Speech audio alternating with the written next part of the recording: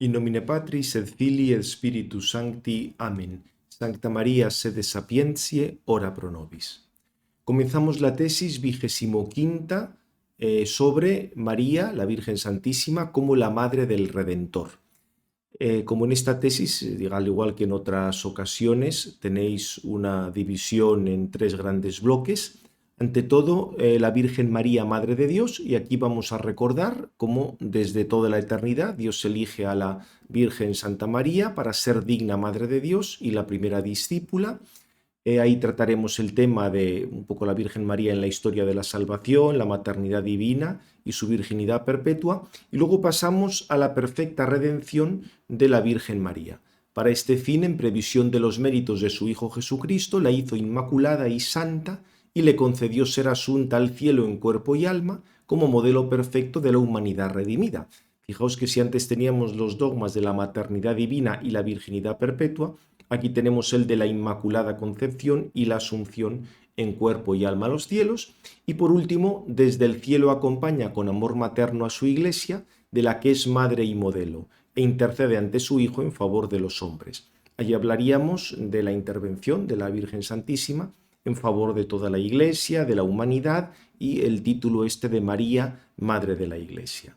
Hago alguna referencia a los textos del Catecismo, del Compendio, algunos grandes documentos conciliares como sínodos antiguos o documentos más recientes sobre la Inmaculada, la Asunción, el mismo texto de la Lumen Gentium, donde hay un resumen sobre la Mariología y algunas cuestiones de Santo Tomás. Bien, pues dicho esto, comenzamos en el primer apartado, la Virgen María, Madre de Dios. Fijaos que aquí tenemos que comenzar con algo de historia del dogma. Y obviamente, digamos, ahí la descripción de la figura histórica de la Virgen Santísima la tenemos en el Nuevo Testamento, pero hay algunos textos fundamentales del Antiguo Testamento en los que aparece profetizada, con una claridad pues mayor o menor según nos vamos acercando. Génesis 3:15, Isaías 7:14 y Miqueas 5:2-3. En el primero se hace referencia a esa enemistad que se iba a establecer entre la serpiente y la mujer, entre la estirpe de la serpiente y la estirpe de la mujer. Obviamente esa mujer no podía referirse a Eva porque fue seducida por el pecado, sino a otra posterior en la que se daría plenamente esa enemistad respecto al demonio y alguien de cuyo linaje vendría la victoria definitiva sobre el demonio. Y claro, el único descendiente de Eva que destruye totalmente el poder de los demonios es Cristo, con lo cual, digamos, esa mujer debe ser la Virgen María. Fijaos que además tenemos el tema patrístico antiquísimo de la asociación entre Cristo y María, como nueva Eva, así como había habido una asociación de Adán y Eva para el inicio del pecado, lo hay entre Cristo y María para la destrucción del pecado. En Isaías 7:14, digamos en un contexto de dificultades para el pueblo de Dios, se dice: el Señor mismo por su cuenta os dará una señal. He aquí que una doncella está encinta y da a luz un hijo y le pondrá por nombre Emmanuel. Aquí se habla de una mujer que va a dar a luz un hijo, que será el Emmanuel. Esto se puede entender como el Mesías. Y curiosamente a la madre se la denomina Alma. Alma literalmente es mujer en edad de concebir. Lo que pasa es que siempre que lo usa el Antiguo Testamento está referido a vírgenes. Es cierto que no utiliza el término betulá, que es virgen propiamente dicha, porque ese término incluiría también a mujeres ancianas que ya no pueden dar a luz. Por esto los 70 entendieron perfectamente el sentido de ese alma y lo tradujeron por parcenos, virgen. El signo, por tanto, iba a ser que una mujer joven y virgen diera luz al Mesías, y de hecho así es como lo entendió el Nuevo Testamento y la tradición patrística, que por supuesto otros decían no, pero se estaba refiriendo simplemente a un personaje de la época, no al Mesías futuro. Pero cabe desde luego esa lectura de la profecía de Isaías 7:14. Y luego en Miqueas 5:2-3, él los abandonará hasta el momento en que dé a luz la que ha de dar a luz. Parece que es una referencia simplemente de Miqueas al texto de Isaías. Mucho más explícitos, obviamente, son los textos evangélicos que ya nos hablan históricamente de la Virgen María. El primero, Mateo 1, 18, 25, se alude ahí claramente a la maternidad virginal de María, o mejor, a la concepción virginal de Cristo, porque se dice su madre María estaba desposada con José y antes de empezar a vivir juntos se encontró encinta por obra del Espíritu Santo. Y la indicación que ha sido concebido ese hijo por obra del Espíritu Santo y salvará al pueblo de sus pecados. Fijaos que hay se afirman dos hechos con toda claridad. Que Jesús es concebido virginalmente, o sea que María es madre y virgen, y que Jesús tiene características propias de Dios, porque ¿quién puede salvar de los pecados? Solo Dios. Y de este modo se está cumpliendo lo que profetiza Isaías. De hecho, el mismo evangelista cita explícitamente esa profecía del Emmanuel, con lo cual la Virgen Santísima María aparece como Madre Virginal de Jesucristo, que es el Salvador prometido. Otro texto importantísimo también, el de Lucas 1, 26, 38, donde se muestra esa colaboración de María con el plan de la salvación, se nos presenta como una virgen desposada que nos recuerda a Eva, que antes del pecado original también era virgen desposada, y de ahí todo el tema de María, la nueva Eva, que por su obediencia ha conseguido lo que Eva perdió por su desobediencia. Tenemos también que esa iniciativa de la maternidad virginal proviene de Dios. El ángel acude al encuentro de María, entra en su casa y Dios es el que se hace presente en medio de los hombres y entra en su casa, indicando que esa salvación ofrecida por Dios y la vocación de María a ser la madre del Redentor son dones gratuitos por parte de Dios. Muy importante, asimismo, el adjetivo con el que el ángel se dirige a María, que charitomene, llena de gracia, pero literalmente es un participio en voz pasivo, que se fija no tanto en la acción de Dios, sino en el efecto de esa acción sobre María. Está en perfecto, el perfecto griego indica el resultado presente de una acción pasada, con lo cual tenemos que esa gracia fue concedida a María antes del anuncio. Y es un verbo que solo aparece, además de en San Lucas, en Efesios 1, 3, 6, con un valor causativo. O sea que jaritomen, el verbo jarito, realiza algo, concede la gracia, agracia literalmente, hace partícipe de esa gracia. Con lo cual tenemos que en la Virgen Santísima hay algo especial, inusitado en ese campo de la gracia. Y luego también las características divinas que se atribuyen a ese Hijo de María. Será grande, se llamará Hijo del Altísimo, el Señor Dios le dará el trono de David su padre, reinará sobre la casa de Jacob para siempre, su reino no tendrá fin, y luego la promesa de que el Espíritu Santo vendrá sobre la Virgen y el poder del Altísimo te cubrirá con su sombra, y el que nacerá se llamará Hijo de Dios. Por eso diríamos, está claro que si esto lo unimos con el saludo que le dirige Isabel a María, de donde a mí que la madre de mi Señor venga a mí, Isabel considera que María es la madre de su Señor, no hay duda de que el Hijo de María es Dios, porque solo Dios es el Señor y el Hijo de Dios solo puede ser Dios. O sea que fijaos que estos textos nos están hablando tanto del papel de la Virgen María como de la identidad de Jesucristo. A esto hay que añadir el propósito de María de permanecer virgen, porque la respuesta que le da al ángel no conozco varón solo se entiende en el sentido de que quiero permanecer en esta situación. Es como si alguien dice no fumo, quiere decir que habitualmente no fumo, que tengo el propósito de no fumar. No conozco varón quiere decir que hay ese propósito de permanecer en ese estado. Algunos han negado este propósito de virginidad por dos argumentos, que es incomprensible en el ámbito judío de la época, pero eso no es así. El mismo caso de San Juan Bautista permanecía en ese estado célibe. Los esenios, obviamente, el mismo Jesucristo. O sea que, digamos, ese argumento histórico tiene poco recorrido. Y dice que eso no se compagina con el hecho de estar desposada con José. Sin embargo, se puede responder que un matrimonio con el mutuo acuerdo de no consumarlo ofreció una situación jurídica externa para vivir el propósito de virginidad. Si no se interpreta así, es que, digamos, no tendría sentido la pregunta de María, porque al estar desposada es lógico que pudiera esperar un hijo de su marido, con lo cual esa misma pregunta de María da a entender que aún en esos desposorios estaba el propósito de la virginidad. Y luego, si nos fijamos en la respuesta final de la Virgen, he aquí la esclava del Señor.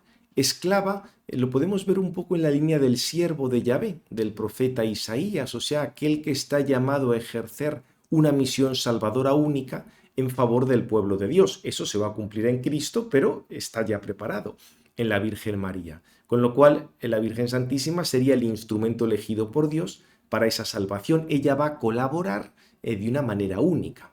El hágase en mí según su palabra es la aceptación por parte de María de esa vocación a la que Dios le llama y con un deseo pues, de que todo eso se realice prontamente y con alegría por parte de ella.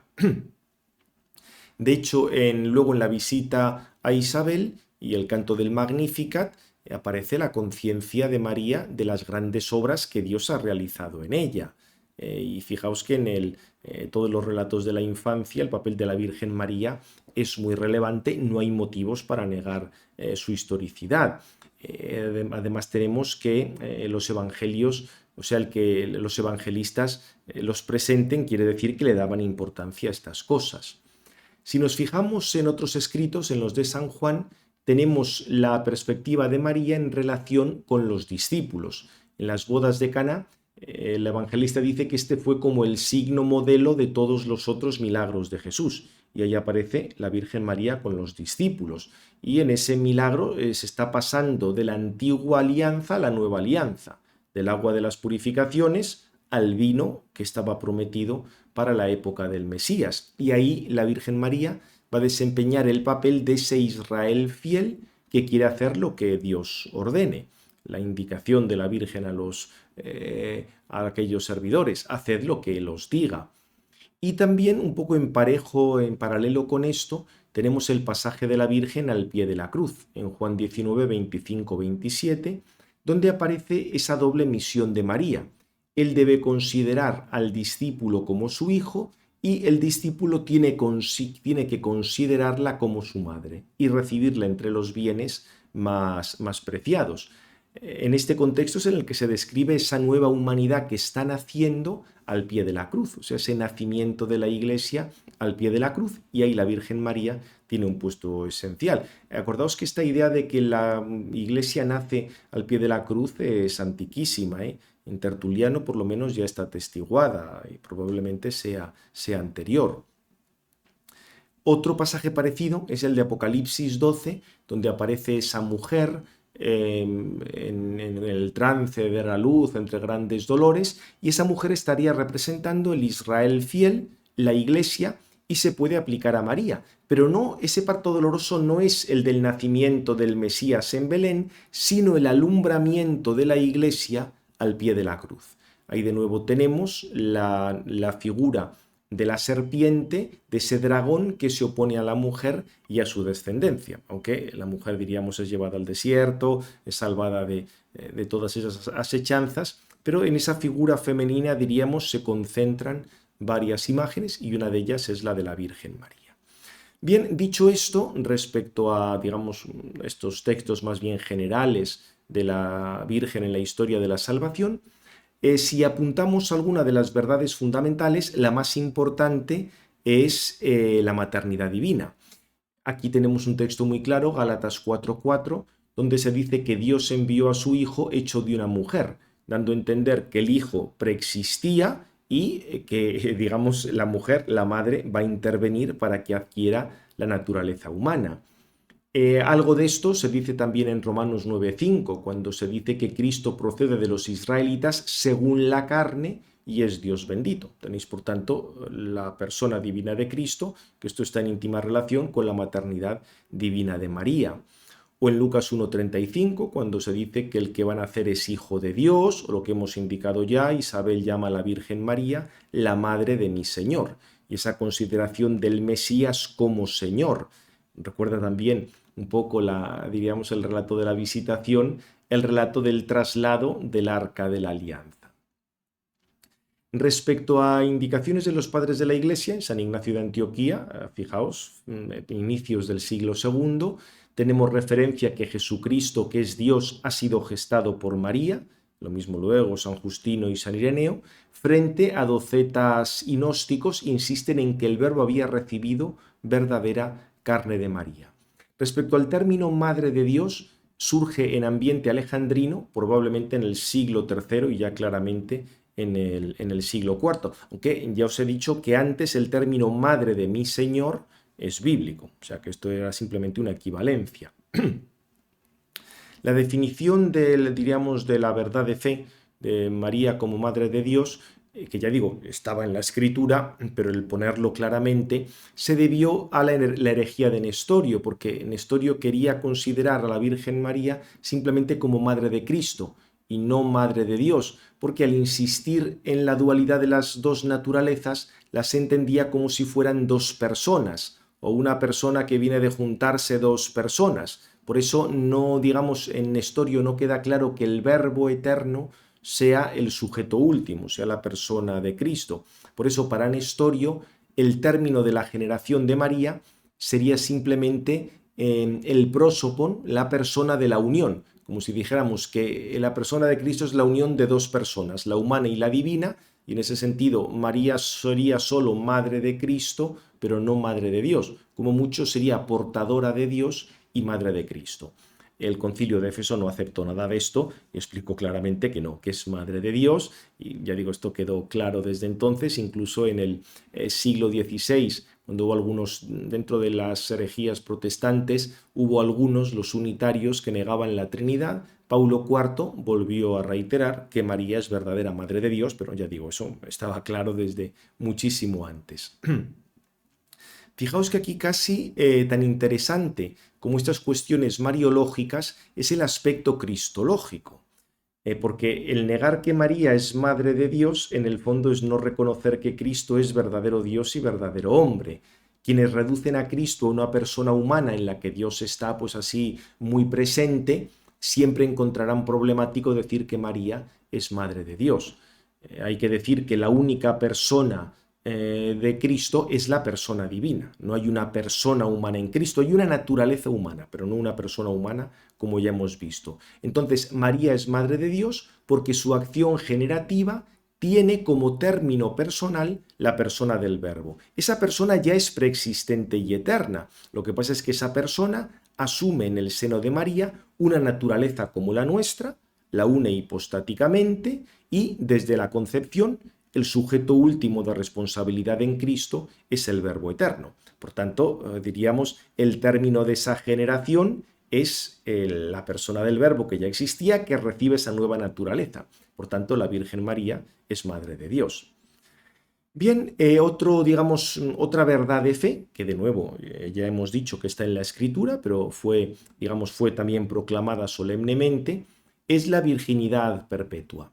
Desde luego forma parte de la fe de la Iglesia, y esto en la Escritura es evidente, que Cristo fue concebido virginalmente. Está ese tema del propósito de María, que ya hemos hablado antes. Tenemos también el tema de la virginidad en el parto, a la cual se alude en Lucas 2:7, y es curioso porque si Juan 1:13 estuviera en singular y se refiriera a Cristo, está en plural, pero hay algunas lecturas y algunos manuscritos que lo ponen en singular y referido a Cristo, estaría diciendo que es un parto sin sangres.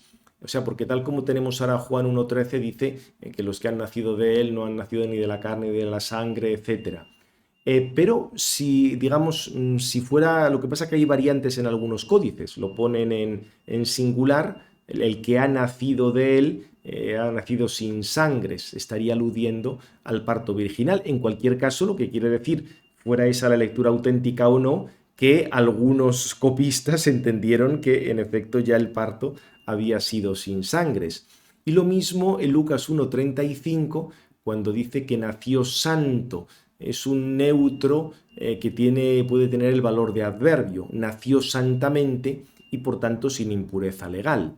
Desde luego la cuestión de los hermanos de Jesús muestra claramente que no eran hijos de María. El término hermano tiene el sentido amplio de pariente, de primo, y claramente los que aparecen en otros lugares del Evangelio se muestran hijos de otra María, o sea que eran parientes cercanos del Señor, pero no eran hijos de la Virgen María.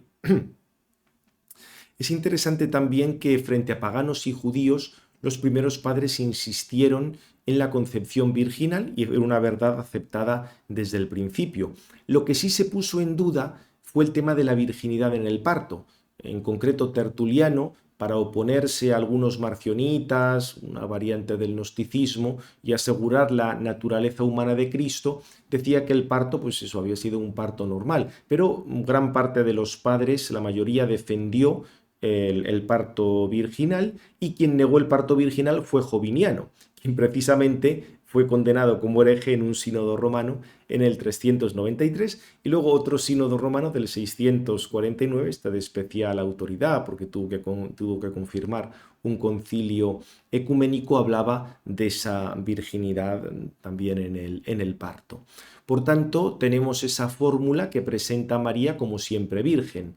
Ya está en el siglo V, antes del parto, en el parto y después del parto. San Ildefonso la desarrolló mucho y Paulo IV en el siglo XVI, a lo que nos hemos referido antes, insiste en ella y la considera como algo fundamental en la fe.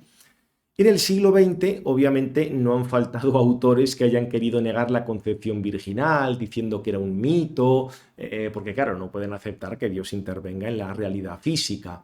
U otros más moderados simplemente han negado esa virginidad en el parto o han dicho que era una virginidad moral, pero no una virginidad física.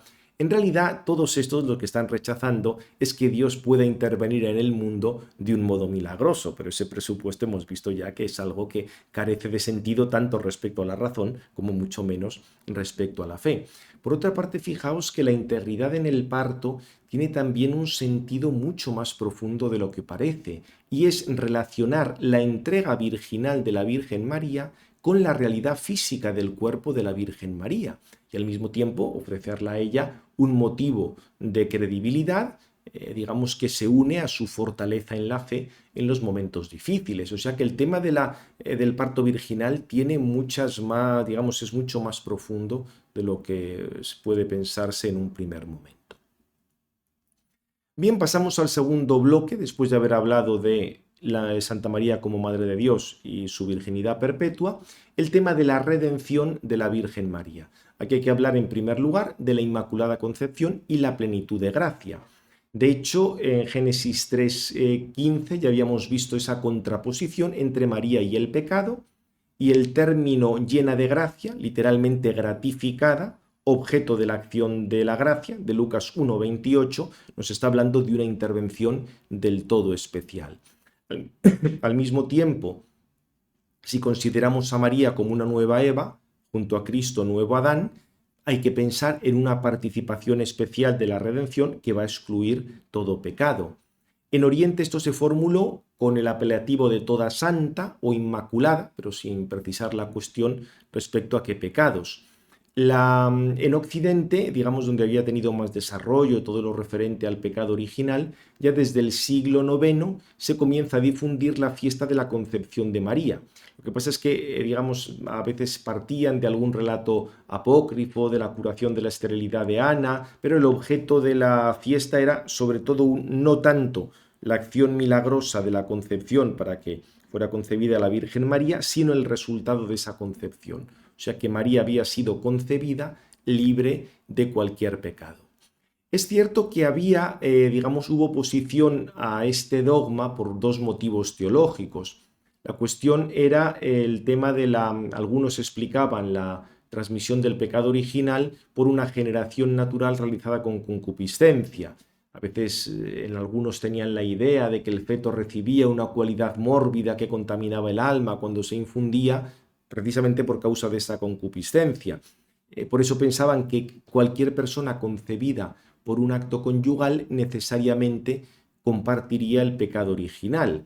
Pero, digamos, para esto simplemente hay que recordar que la concupiscencia no es causa de la transmisión del pecado original, sino que, digamos, es la mera comunicación de una naturaleza que está ya marcada por el pecado, y que sí, la concupiscencia va a estar más o menos presente en las personas, pero no es la causa de que se transmita el pecado original. Se nos transmite porque se comunica una naturaleza marcada por ese pecado. Sin embargo, había otro inconveniente mayor, y es que si la Virgen María no hubiera tenido ningún pecado, no se veía cómo podía haber sido redimida. San Anselmo, el mismo que Santo Tomás, o el mismo San Buenaventura o San Bernardo, aceptaban una santidad especialísima en María, pero diríamos, de alguna manera decían que tenía que estar vinculada al pecado para que hubiera podido ser redimida. Es interesante que ya un discípulo de San Anselmo, Eadmero, separó la cuestión de la concupiscencia de los padres y la transmisión del pecado original, y Escoto apunta a esa posibilidad de una redención que consista en ser preservada del pecado original. Como veis aquí, diríamos, en estos momentos lo que no acaba de estar claro era la distinción entre el debitum del pecado, o sea, como el deber tener que haber contraído ese pecado, por formar parte del género humano, y el hecho de tener el pecado original. Ya digo, posteriormente la cosa se fue clarificando, era posible no tener el pecado original por una redención especial de Dios, aunque evidentemente seguía formando parte la Virgen Santísima de una humanidad a la que le correspondía tener el pecado original, pero en el caso de ella, diríamos, una intervención especial de la gracia hizo que no lo contrajera. De hecho, hubo digamos, también este tema de la Inmaculada, entró en la devoción popular. El Concilio de Trento, al explicar el pecado original, decía que no pretendía incluir a la Virgen María. De hecho, el mismo San Agustín había explicado que al hablar del pecado, no quería citar para nada a la Virgen Santísima por respeto al Redentor. O sea que el mismo ya San Agustín había mostrado como su prudencia en este campo. Y finalmente, en 1854, Pío IX lo define como dogma de fe. Explica que el sujeto de este privilegio es la persona de la Virgen María desde el primer instante de su existencia personal, o sea, desde la infusión del alma, y es una redención preventiva. No se entra en la cuestión, la que os he dicho antes, del debitum, de contraer el pecado original. Es decir, si María lo hubiera contraído de no haber intervenido Dios, o si la ley de la transmisión del pecado original no se aplicaría a la Madre de Dios. En cualquier caso, la Virgen fue concebida sin pecado original. Y como consecuencia de su inmaculada concepción y por la dignidad y misión propia de la Madre de Dios, en ella tampoco se dio concupiscencia, o sea, no se daba el desorden de las facultades apetitivas que ha venido como consecuencia del pecado original. Tened presente además que el sentido del dogma de la Inmaculada nos está advirtiendo, o sea, se ve sobre todo por la colaboración de María con Cristo como nueva Eva. O sea, alguien que tiene que estar enemistada desde el principio contra el demonio, cualquier rechazo al pecado, para poder colaborar con la salvación. Bien, esto respecto al dogma de la Inmaculada. Y respecto el cuarto dogma, la Asunción, los testimonios bíblicos aquí solo son indirectos. De nuevo, la victoria esa frente al demonio, la asociación de Cristo con María en los padres del siglo II. Y hay algún apócrifo en el siglo IV y quizá anterior de un tránsito de María, y se hablaba como de una resurrección anticipada respecto a los otros santos en razón de su maternidad divina. Desde el siglo VII tenemos en Roma la fiesta de la Asunción, y a pesar, digamos, de algunas vacilaciones, porque no había obviamente testimonios bíblicos directos, se difunde cada vez más hasta la definición dogmática por Pío XII en 1950.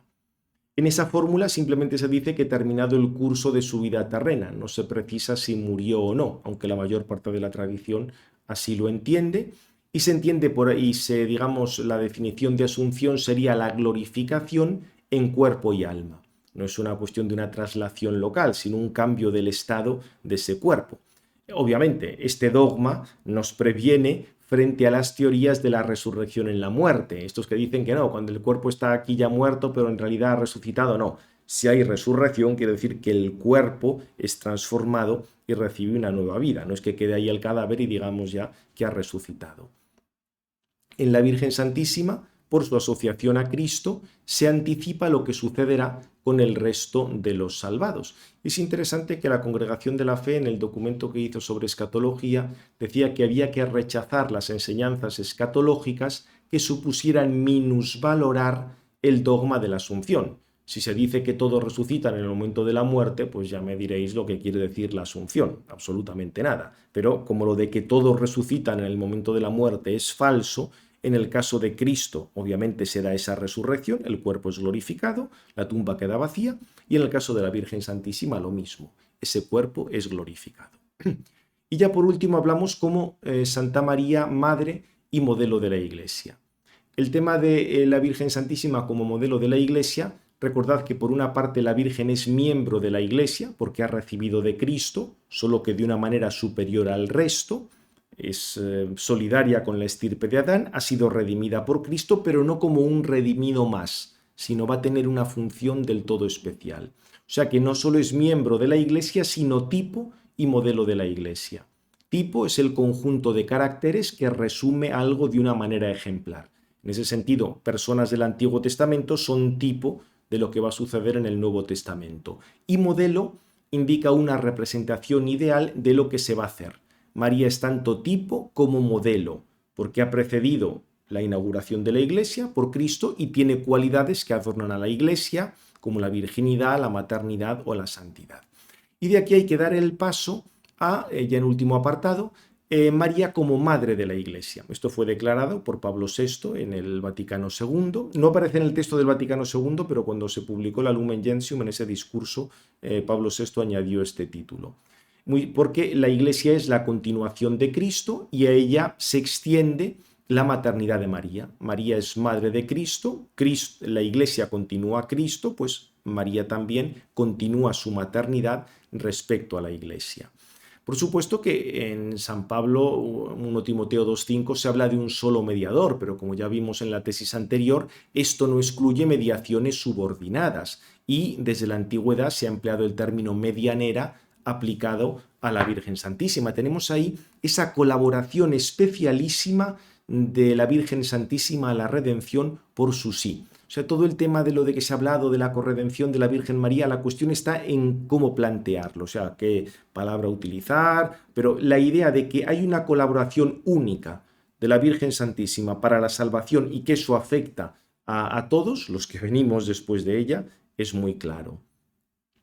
Se ha hablado también la mediación universal de María en la comunicación de las gracias, aunque todos los santos que se asocian a Cristo también colaboran en la obra de la redención. O sea, lo característico de esa mediación es su carácter materno, porque todo discípulo tiene que acoger a la Virgen María como madre y toda persona que está llamada a entrar en la Iglesia también tiene que recibir a la Virgen Santísima como madre. Esto es lo que explicó mucho Juan Pablo II en la Redentoris Mater.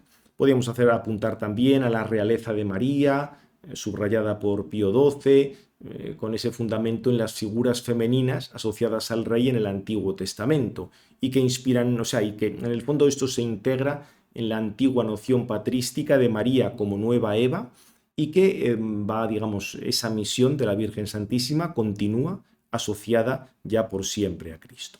Pues terminamos esta sesión. Gloria al Padre, al Hijo y al Espíritu Santo, como era en el principio, ahora y siempre, por los siglos de los siglos. Amén. En nombre del Padre, del Hijo y del Espíritu Santo. Amén.